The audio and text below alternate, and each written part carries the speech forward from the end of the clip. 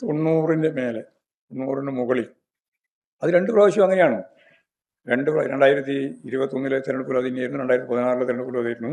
90-ൽ കൂടുതൽ സീറ്റ് നേടിയിട്ടാണ് ഇടതുപക്ഷ ജനാധിപത്യ മുന്നണി അധികാരത്തിൽ വന്നത്. ഇപ്രാവശ്യവും അതേപോലെ അധികാരത്തിൽ വരും എന്നാണ് പറഞ്ഞത്.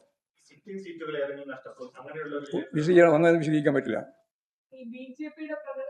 ബി.ജെ.പിക്ക് ഒരു സീറ്റും കിട്ടില്ല കേരളത്തിൽ. ശരിയായ രീതിയിൽ പ്രതിഫലിച്ചിട്ടുണ്ടാകും.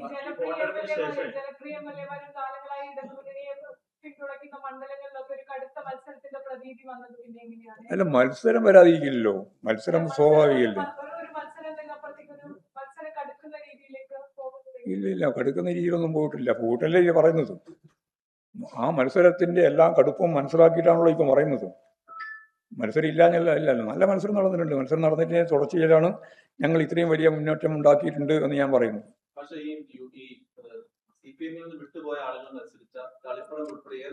ഒരു മണ്ഡലവും ജയിക്കൂല. ഒരു മണ്ഡലത്തിലും അവർ ജയിക്കില്ല. എന്താ ഈ കടുത്ത മത്സരം എന്ന് പറഞ്ഞാൽ ഉദ്ദേശിക്കുന്നത്? ഞാൻ മലയാളത്തിലല്ലേ ഞങ്ങളോട് സംസാരിക്കും. പിന്നെ വെറുതെ ആവശ്യമില്ലാണ്ട് പറഞ്ഞുകൊണ്ടിരിക്കേണ്ട കാര്യങ്ങൾ. അതെന്താ കുഴപ്പമുള്ളൂ? റിയൽ കേരള സ്റ്റോറി തന്നെയാണത്. അതിലാണ് ഞങ്ങൾ പോയത്. അതിന്റെ ഭാഗമായിട്ടാണ് പോയത്. അത് നിയമപരമായ പ്രശ്നമല്ല. അത് പോയി കയറിച്ചോട്ടെ. എല്ലാം പരിശോധിച്ചിട്ടാണ്. അതെല്ലാവരും കേക്ക് വെറുതെ ആവശ്യമില്ലാണ്ട് ഇങ്ങനെ പറഞ്ഞിരിക്കുന്നത്. പാർട്ടി സെക്രട്ടറിക്ക് പങ്കെടുക്കുന്നതിന് വേറെ എന്താ നോക്കേണ്ട കാര്യമുള്ളത്? അതായത് കേരളത്തിൽ പിന്നെ എന്താ സംശയം? ഇപ്പോഴും ഞാൻ അതിനെയാ പറയുന്നത്. എന്തിനാ ഞങ്ങൾ അന്വേഷിക്കേണ്ട കാര്യം? പോലീസ് അന്വേഷിച്ചോട്ടെ. ഞങ്ങൾ കയ്യിൽ അത് തർക്കം ഒന്നുമില്ല. കേസെല്ലാം എത്ര വയസ്സ്? എത്ര ആദ്യത്തെ കേസാണോ ഇത്? എത്രയൊക്കെയോ കേസ്, ആരൊക്കെയോ കേസ് കൊടുത്തിട്ടുണ്ട്. എത്രയോ കേസ് അഭിമുഖീകരിച്ചിട്ടാണ് ഇവിടെ നിൽക്കുന്നത്. അല്ലാണ്ട് കേസ് വരുമ്പോൾ പേടിച്ച് മാളത്തിൽ ഒളിക്കുന്ന സൈസുകൾ നമ്മളൊന്ന് ഒക്കെയാണ് വിചാരിച്ചിട്ടുള്ളത്.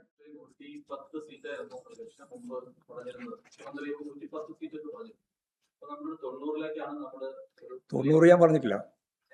90 ഞാൻ പറഞ്ഞിട്ടില്ല. അതാണ് പറഞ്ഞത്. അത് രണ്ടല്ലേ. 90-ൽ കൂടുതൽ സീറ്റോടുകൂടി കഴിഞ്ഞ 2 പ്രാവശ്യവും കിട്ടിയതുപോലെ ഇപ്രാവശ്യവും അധികാരത്തിൽ വരും എന്നാണ് പറഞ്ഞത്. ഞാൻ പറഞ്ഞതിൽ അതുണ്ടോ? അല്ല, ഞാൻ പറഞ്ഞതിൽ അതില്ലല്ലോ. അതെ, 90 ഞാൻ പറഞ്ഞിട്ടില്ല. നിങ്ങൾ വെറുതെ ആവശ്യമില്ലാതെ വിശദീകരണം നടത്തുന്ന കാര്യം എന്തായാലും. ഞാൻ പറഞ്ഞത് എനിക്ക് നല്ല ധാരണ. ഭാഷ മലയാളത്തിലല്ലേ പറഞ്ഞത്. ഞാൻ പറഞ്ഞതിന്റെ അർത്ഥം എത്രത്തോളം ഉണ്ടോ ആ അർത്ഥവ്യാപ്തി പൂർണ്ണമായിട്ട് ഉൾക്കൊള്ളുന്നതാണ്. 90-ന്റെ മേലെ, 90-ന് മുകളിൽ. അത് 2 പ്രാവശ്യം അങ്ങനെയാണ്. 2021 തെരഞ്ഞെടുപ്പിൽ അതിനായിരുന്നു, 2016 തെരഞ്ഞെടുപ്പിൽ അതായിരുന്നു. 90-ൽ കൂടുതൽ സീറ്റ് നേടിയിട്ടാണ് ഇടതുപക്ഷ ജനാധിപത്യ മുന്നണി അധികാരത്തിൽ വന്നത്. ഇപ്രാവശ്യവും അതേപോലെ അധികാരത്തിൽ വരും എന്നാണ് പറഞ്ഞത്. അങ്ങനെ വിശദീകരിക്കാൻ പറ്റില്ല. ബി.ജെ.പിക്ക് ഒരു സീറ്റും കിട്ടില്ല കേരളത്തിൽ.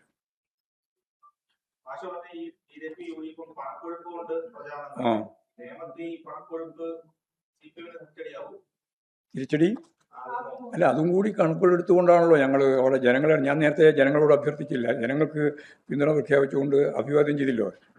ഈ എരിപൊരി കൊള്ളുന്ന വെയിലത്ത് ഞങ്ങളുടെ സഖാക്കൾ സമീപകാലത്തൊന്നുമില്ലാത്ത രീതിയിൽ പല പ്രാവശ്യം അവർ ഈ മാധ്യമങ്ങൾ ഉൾപ്പെടെ നിങ്ങളെല്ലാം കൂടി ചേർന്നുണ്ടാക്കുന്ന എല്ലാ തരത്തിലുള്ള കള്ള നുണ പ്രചരണത്തെയും അഭിമുഖീകരിച്ചത് ഞങ്ങളുടെ 10,000-കണക്കിന് സഖാക്കളുടെ നാപ്പുകൊണ്ട്. അത് ഓരോരുത്തരും വീട് കയറിയിട്ട് തന്നെയാണ്.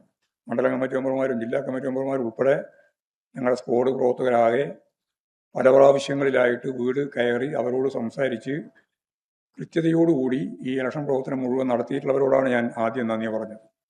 അവരെയാണ് ഞാൻ അഭിവാദ്യം ചെയ്തത്.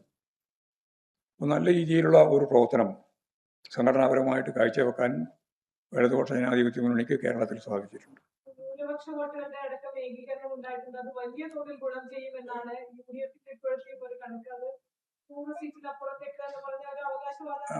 അതാണല്ലോ വനവാസത്തിലേക്ക് പോകുന്നൊക്കെ അദ്ദേഹം പറയുന്നത്. 100 സീറ്റ് 100+ ഇല്ലെങ്കിൽ, അല്ലെങ്കിൽ ഗവൺമെന്റ് ഇല്ലെങ്കിൽ ഞാൻ വനവാസത്തിന് പോകുന്നൊക്കെ അദ്ദേഹം പറഞ്ഞല്ലോ. എനിക്ക് അദ്ദേഹത്തോട് അഭ്യർത്ഥിക്കാനുള്ളത്, രാഷ്ട്രീയ പ്രവർത്തനമാണ്. അദ്ദേഹം വനവാസത്തിനൊന്നും പോകാൻ പാടില്ല. ജനങ്ങളതൊക്കെ ക്ഷമിച്ചോളും.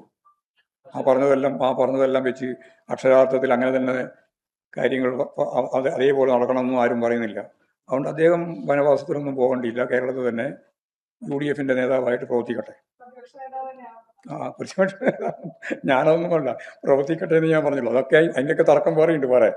അതിലേക്കൊന്നും ഞാനിപ്പോൾ കിടക്കുന്നില്ല. എനിക്കതിൻ്റെ ആവശ്യമില്ല. വസ്തുനിഷ്ഠമായിട്ട് ആരാണ് കേരളം ഭരിക്കുക എന്നുള്ളത് 9-ാം തീയതി തീരുമാനിച്ചു കഴിഞ്ഞു. ആ തീരുമാനത്തിൻ്റെ വസ്തുനിഷ്ഠ യാഥാർത്ഥ്യത്തോട് നമ്മളെ മനസ്സിനെ പൊരുത്തപ്പെടുത്തുന്ന പണി മാത്രമേ 4-ാം തീയതി ഉള്ളൂ. അതിനിടയിൽ അവലോകനം ചെയ്തപ്പോൾ ഞങ്ങൾക്ക് മനസ്സിലാക്കാൻ കഴിഞ്ഞ വളരെ വ്യക്തമായ ചിത്രമാണ് ഞാൻ നിങ്ങളുടെ മുമ്പിൽ അവതരിപ്പിച്ചത്.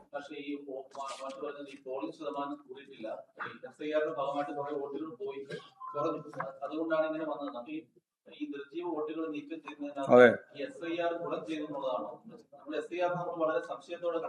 അല്ല, സംശയത്തോടെ കണ്ടത് ഇപ്പം നീക്കാനായിട്ടില്ല. കാരണം നിരവധി വോട്ടുകൾ നഷ്ടപ്പെട്ടിട്ടുണ്ടല്ലോ. 47,647 വോട്ട് തിരുവനന്തപുരത്ത് മാത്രം നഷ്ടപ്പെട്ടിട്ടുണ്ട്. ആ നഷ്ടപ്പെട്ടു പോയതെല്ലാം പോയത് തന്നെയല്ലേ. അത് എല്ലാം നിർജീവമായിരിക്കില്ല, നിർജീവ വോട്ടും ഉണ്ടാവും. പക്ഷെ നിർജീവമല്ലാതെ വോട്ട് ഉണ്ടായിട്ടും പോളിംഗ് യഥാർത്ഥത്തിൽ ശതമാനമല്ല, പോളിംഗിന്റെ എണ്ണം, നമ്പർ ഓഫ് വോട്ട്സ് വർദ്ധിച്ചില്ല. അതാണ് ചിത്രം. അപ്പോൾ ഇതൊന്നും മനസ്സിലാക്കാതെയാണ് ഇങ്ങനെ വിശദീകരണം നടത്തിക്കൊണ്ടിരിക്കുന്നത് മാധ്യമങ്ങളും അതുപോലെ തന്നെ ബൂർഷ്വാ പാർട്ടികളൊക്കെ. ന്യൂനപക്ഷ വോട്ടുകളുടെ ഏകീകരണം ഒരേപോലെ കേരളത്തിലുടനീളം ഉണ്ടായി എന്നൊന്നും പറയാൻ സാധിക്കുന്നതല്ല. ഒരു കാര്യമുണ്ട്, ഈ SIR പ്രശ്നം വന്നപ്പോൾ എന്തായാലും വോട്ട് ചെയ്തേ പറ്റൂ എന്നുള്ളൊരു വാശി ന്യൂനപക്ഷ വിഭാഗങ്ങൾക്കിടയിലുണ്ടായിട്ടുണ്ട്. അതൊക്കെ UDF അനുകൂലമായിട്ടാണ് എന്ന് പറയുന്നതിലൊന്നും വലിയ കാര്യമില്ല. കഴിയില്ല. എങ്ങനെ അവകാശപ്പെടാനോ?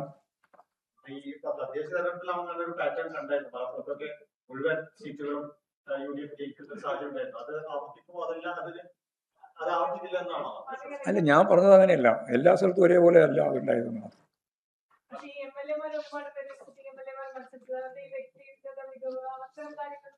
അതെല്ലാം കൂടി ചേർത്തിട്ടില്ലേ ഞാൻ ഈ പറഞ്ഞ വിജയം നേടുന്നത്.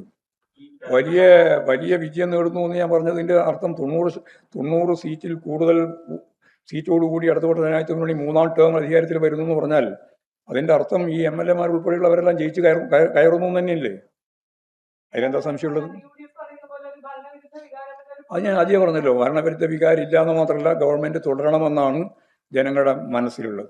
അത് കൃത്യമായിട്ട് ഫീൽഡിൽ പോയിട്ടുള്ളവർക്ക് മനസ്സിലാവും, ജനങ്ങളുമായിട്ട് സംവേദിച്ചവർക്ക് മനസ്സിലാവും. ഞങ്ങൾ കഴിഞ്ഞ മാർച്ച് 1-ാം തീയതി മുതൽ തന്നെ ഈ കേരളത്തിൽ അങ്ങോളം ഇങ്ങോളമുള്ള എല്ലാ വീടുകളിലും ഞങ്ങളുടെ പ്രവർത്തകർ കയറിയിട്ടുണ്ട്. 1 പ്രാവശ്യം 2 പ്രാവശ്യമൊന്നുമല്ല, നിരവധി പ്രാവശ്യം കയറിയിട്ടുണ്ട്. അവരോട് സംസാരിച്ചിട്ടുണ്ട്, അവരോട് സംവേദിച്ചിട്ടുണ്ട്. അതിൻ്റെ എല്ലാം ഭാഗമായിട്ട് അവരിൽ നിന്ന് കിട്ടിയിട്ടുള്ള കൃത്യമായിട്ടുള്ള വിവരങ്ങളുണ്ട്, ധാരണകളുണ്ട്. അവരൊന്നും ഗവൺമെൻറ് വിരുദ്ധ വികാരമില്ല എന്ന് മാത്രമല്ല, ഈ ഗവൺമെൻറ് തുടരേണ്ടതാണ് എന്നുള്ളതിനാണ്. പ്രത്യേകിച്ച് അടിസ്ഥാന വർഗം, അധ്വാനിക്കുന്ന സാധാരണ ജനവിഭാഗം, അവരെല്ലാം ഈ ഗവൺമെൻറ്റിന് പൂർണ്ണമായ പിന്തുണ നൽകുന്ന നിലയാണ് സ്വീകരിച്ചത്. അത് തന്നെയാണ് വോട്ടിങ്ങിലും ശരിയായ രീതിയിൽ പ്രതിഫലിച്ചിട്ടുണ്ടാകും.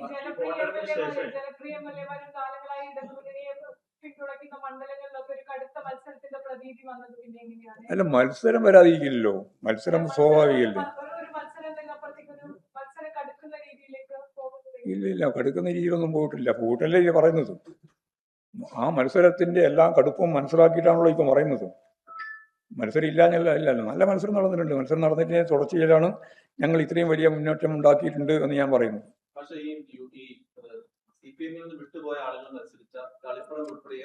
ഒരു മണ്ഡലവും ജയിക്കൂല. ഒരു മണ്ഡലത്തിലും അവർ ജയിക്കില്ല. എന്താ ഈ കടുത്ത മത്സരം എന്നാണ് ഞാൻ ഉദ്ദേശിക്കുന്നത്? ഞാൻ മലയാളത്തിലല്ലേ ഞങ്ങളോട് സംസാരിക്കും. പിന്നെ വെറുതെ ആവശ്യമില്ലാണ്ട് പറഞ്ഞുകൊണ്ടിരിക്കേണ്ട കാര്യം തന്നെ. ജയിക്കൂലെന്നല്ലേ പ്രധാനപ്പെട്ട പ്രശ്നം. പിന്നെന്താ കടുപ്പം? ഒരു മത്സരവും ഇല്ല.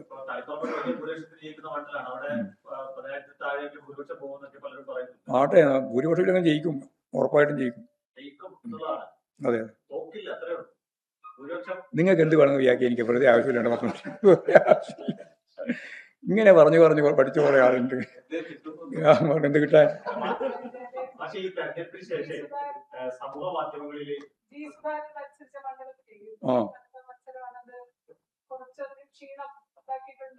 ഇത് നിങ്ങൾ എഴുതിയതല്ലേ? അതെ, പിന്നെ അതിന് ഞാൻ ഉത്തരം പറയണ്ടേ? അതൊക്കെ നിങ്ങൾ പറഞ്ഞോളൂ. അത്ര നിങ്ങൾ എഴുതിയ മാനസികമായി കണക്ക് കൂട്ടണമെന്ന് എനിക്ക് മറുപടി പറയാനില്ല. ഞാൻ കൃത്യമായിട്ട് മറുപടി പറഞ്ഞിരിക്കുന്നു. പറഞ്ഞത് എത്രയാണെന്ന് വെച്ചാൽ, ഇങ്ങനെ വിമതമായിട്ട് നിന്ന് മത്സരിച്ച എല്ലാ നിയോജകമണ്ഡലത്തിലും വിമതന്മാർ തോക്കും. വിമതന്മാരില്ല, അവിടെ UDF ആണുള്ളത്. UDF തോക്കും. അത് പറഞ്ഞാലേ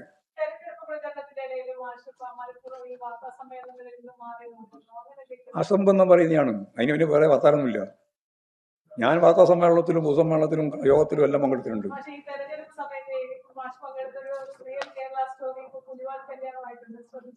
ഓ, അത് ശ്രദ്ധിച്ചിട്ടുണ്ട്. അതെന്താ കുഴപ്പമുള്ളൂ? റിയൽ കേരള സ്റ്റോറി തന്നെയാണത്. അതിലാണ് ഞങ്ങൾ പോയത്. അതിന്റെ ഭാഗമായിട്ടാണ് പോയത്.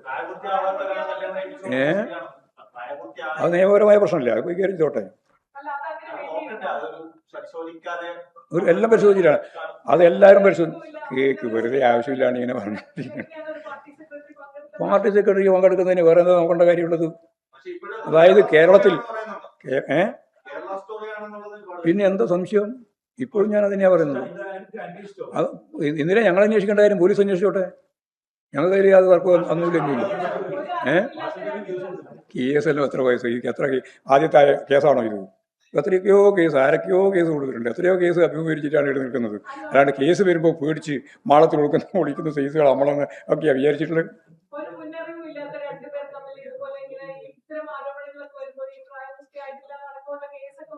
പ്രായപൂർത്തിയായിട്ടുണ്ട് എന്ന് പക്വമായ ഇടപെടലാണ്. കേരളത്തിൽ കല്യാണം കഴിക്കാൻ പറ്റുന്ന ഒരു അന്തരീക്ഷമുണ്ട് എന്ന് മനസ്സിലാക്കിയിട്ട് 2 യുവാക്കൾ കേരളത്തിൽ വരികയും പോലീസ് സ്റ്റേഷനിൽ പോവുകയും, അച്ഛനും കൂടിയാ പോയത്. അച്ഛൻ കൊടുത്ത രേഖയാണ് അവിടെയുള്ള രേഖയെല്ലാം. ആ രേഖകളിലെല്ലാം പ്രായപൂർത്തിയായിട്ടുണ്ട്. അവരുടെ കയ്യിലുള്ള രേഖ എന്ന് പറയുന്നത് 2 പ്രധാനമായിട്ടുള്ളത്. ആധാറാണ് ഒന്ന്, മറ്റൊന്ന് നമുക്കെല്ലാം അറിയുന്ന പാൻ കാർഡാണ്. ഇതിലൊക്കെ ഒരേ ഡേറ്റാണുള്ളത്. അത് 5-ാമത്തെ വയസ്സിലെടുത്ത ആദ്യത്തെ ഈ രേഖയാണുള്ളത് അവരുടെ കയ്യിൽ. ഒക്കെ അവർ പോലീസ് പരിശോധിച്ചിട്ടുണ്ട്. എല്ലാം പോലീസ് പരിശോധിച്ചിട്ടുണ്ട്. അതുപോലെ തന്നെ ക്ഷേത്ര കമ്മിറ്റി പരിശോധിച്ചിട്ടുണ്ട്. അതിനുശേഷം തദ്ദേശ സ്വയംഭരണ സ്ഥാപനങ്ങളെ അവരുടെ രജിസ്ട്രേഷന് വേണ്ടി അവർ പരിശോധിച്ചിട്ടുണ്ട്. എല്ലാവരും പരിശോധിച്ചതാണ്. അതിൽ ഞങ്ങൾക്ക് എന്താ തർക്കമില്ല. പട്ടികജാതിയാണോ പട്ടിക വർഗമാണോ? വർഗ കമ്മീഷനാണ്.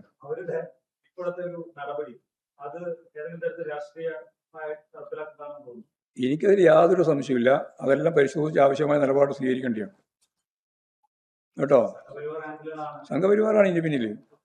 ഇങ്ങനെ കല്യാണം കഴിക്കുന്നതിന് അവർക്ക് അത്ഭുതമാണ്. അവർക്ക് ഇപ്പൊ തന്നെ ഭയങ്കര ഭീഷണിയുണ്ടെന്നാണ് അവർ പറയുന്നത്.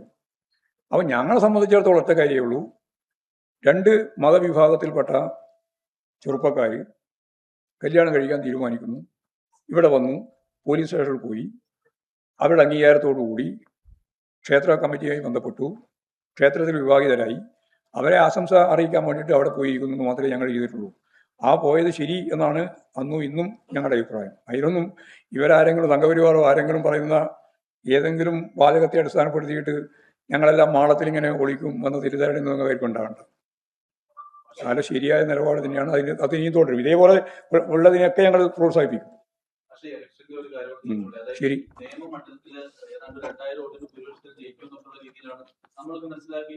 നിങ്ങളൊക്കെ പലതും മനസ്സിലാക്കിയിട്ടുണ്ടാവും. ഞാൻ ഉറപ്പിച്ച് പറഞ്ഞല്ലോ, നിയമമണ്ഡലത്തിൽ അടുത്ത പറഞ്ഞതിന് വേണ്ടി ജയിക്കും. രണ്ടാമതാരാന്ന നിങ്ങളുടെ ധാരണ? അല്ല, നിങ്ങൾ പറഞ്ഞ നിങ്ങളുടെ പറഞ്ഞു 2000-3000 ആരാന്നാ നിങ്ങൾ പറഞ്ഞ അഭിപ്രായം പറഞ്ഞു? അല്ല, എൻ്റെ അഭിപ്രായം ഞാൻ പറയാം. നിങ്ങൾ പറഞ്ഞുകൊണ്ട് ഞാൻ പറഞ്ഞു. നിങ്ങൾ പറഞ്ഞു. ഞാൻ പത്രക്കാർക്ക് വേണ്ടി പറ. എന്നാ പത്രസമ്മേളനം.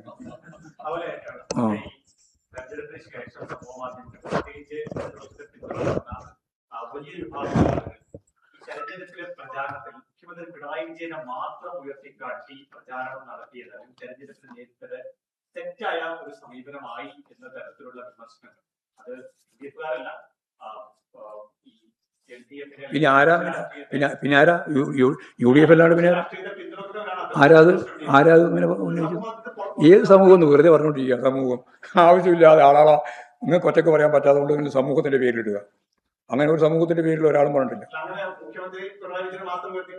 അങ്ങനെ ഉയർത്തി കാണിച്ചിട്ടില്ലല്ലോ ഇവിടെ കേരളത്തിൽ. ഇടതുപക്ഷ ജനാധിപത്യ മുന്നണിയല്ലേ ഉയർത്തി കാണിച്ചത്.